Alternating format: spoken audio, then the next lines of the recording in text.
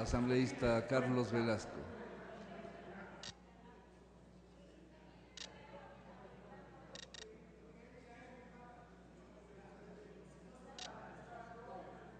Compañero presidente, compañeros y compañeras asambleístas, solo para iniciar esta intervención en forma muy puntual decir que voy a repetir lo que decía Carlos de la Torre Reyes, uno de los mayores historiadores que tenemos en el país respecto a Julio Andrade. Decía que es la espada sin mancha que existe en el origen del liberalismo.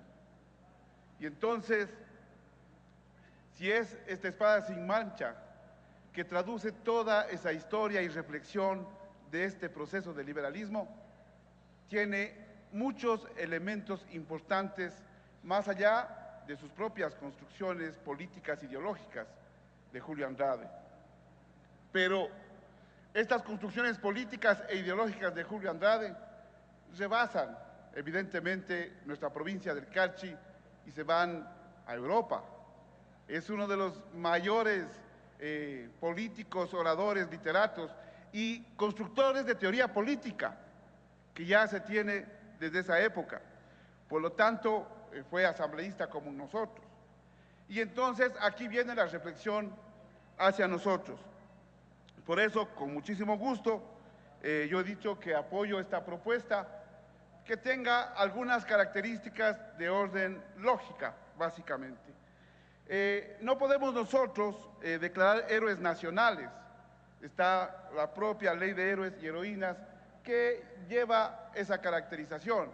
Entonces yo recomiendo que se ponga la palabra de reconocer al general Julio Andrade su contribución invalorable al alfarismo y a la vida republicana del Ecuador.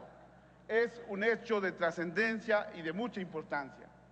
Y la segunda cosa que hago, la recomendación, es que teniendo un filósofo como fue Julio Andrade y que lleva una parroquia de mi querida provincia ese nombre, teniendo un constructor de ideología del alfarismo, teniendo un elemento de esas dimensiones, sugiero que en el artículo 2 la cátedra de este ilustre carchense y ecuatoriano no se reduzca a la provincia del Carchi con todo derecho, que sea la expresión máxima para que el nivel de educación lo recoja para todo el país.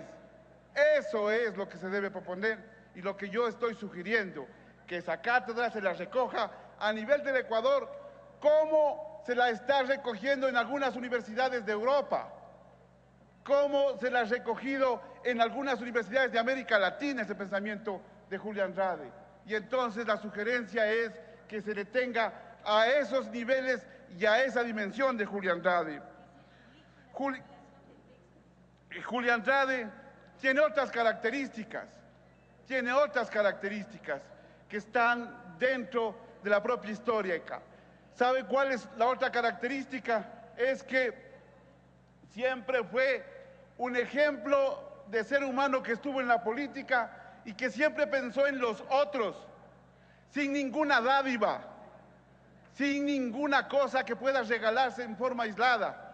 Siempre soñó y pensó en la política pública como expresión máxima que tiene que tener todos los ecuatorianos.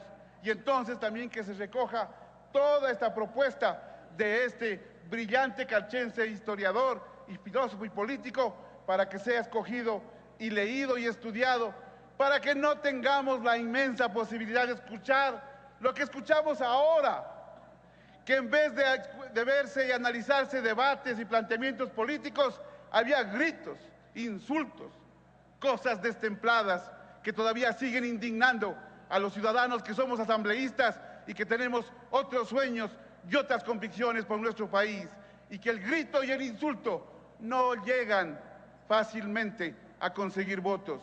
Lo que llegan es a destruir la propia majestad de lo que la Asamblea ha hecho y lo que usted, señor presidente, ha tratado insistentemente de tener el nivel que debe tener. Muchísimas gracias, señor presidente.